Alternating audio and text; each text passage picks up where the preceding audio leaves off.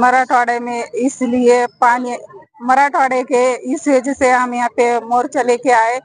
हमारे शेतकरी भाई को 50,000 मानदान मिलने को चाहिए और हमारे रोजगार है ना, उनको 30,000 रुपए मानदान मिलने को चाहिए ना। हमारे बचत गट का कर्जा माफ होना चाहिए।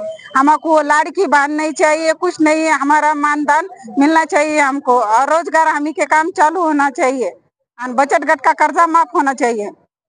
लाड़की बहन का तुम्हारे को है कि मतलब नहीं होना चाहिए? नहीं होना चाहिए। लाड़की बहन एक तरफ से आंसू निकालते हैं और एक तरफ से पोसते हैं। हमको बचत गट का कर्जा माफ नहीं करते। हम का काम करेंगे तो कर्जा माफ करेंगे, हमारे काम ही हाथ में नहीं है तो हम कर्जा कैसे भरेंगे उनका।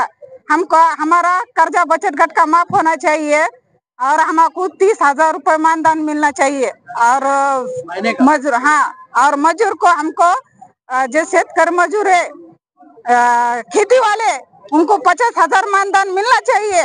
ये संदेशा वो फडणवीस को जाके बोलो तो बंद कर बनना हे लाडक्या बहिणीचे नाटक।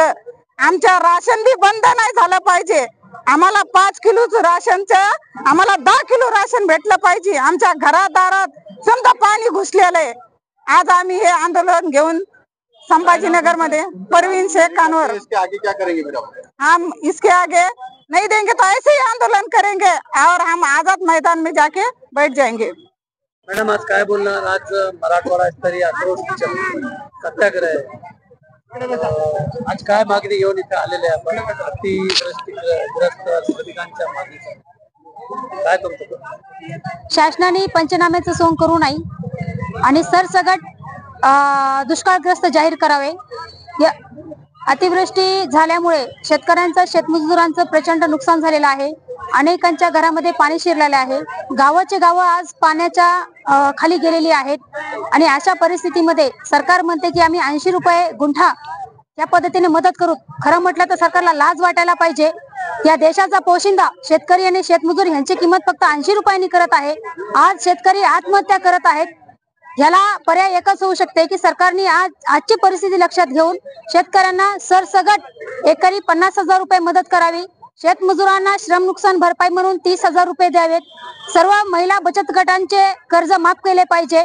या मागण्यांना घेऊन इथं आम्ही आज आलेलो आहोत। त्याच पद्धतीने येणाऱ्या काळामध्ये विद्यार्थ्यांची फीस देखील शासनाने माफ केले पाहिजे आणि मनरेगाची कामे मागेल त्या गावांमध्ये सध्या मनरेगाची कामे शासनाने मजुरांना दिली पाहिजे आणि मनरेगाच्या कामावर या महागाईच्या प्रमाणामध्ये किमान 800 रुपये रोज मजुरांना दिला पाहिजे।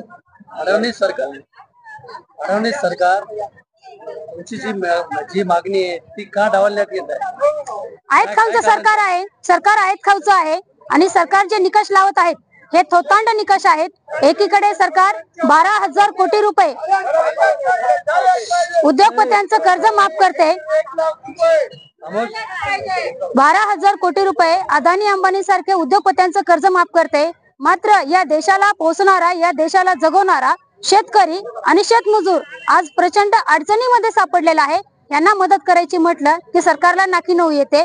प्रचंड प्रमाणामध्ये जीएसटी आणि टॅक्स कोणाकडून वसूल केला जातो? या सर्वसामान्य लोकांकडून वसूल केला जातो आणि ही माणसं जेव्हा अडचणीत सापडतात तेव्हा मात्र सरकार हात वर करते। कोणत्याही प्रकारचं अनुदान त्यांना देत नाही आणि पंचनाम्याच्या नावाखाली ज्यांचं खरोखर नुकसान झालेलं आहे त्यांना डावलून ज्यांचं नुकसान नाही त्यांना मात्र त्यांच्या मात्र गप्पा सरकार इथे मारत आहे। काय करणार मग याच्या पुढे काय करणार?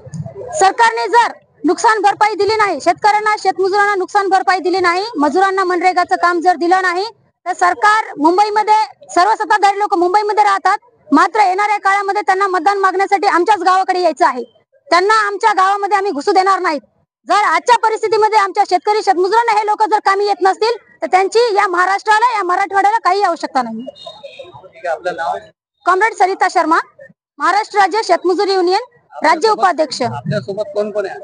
आज आपल्यासोबत ऑल इंडिया किसान सभा आहे, अखिल भारतीय खेतमजूर युनियन आहे आणि CI2 या आंदोलनामध्ये सोबत आहे।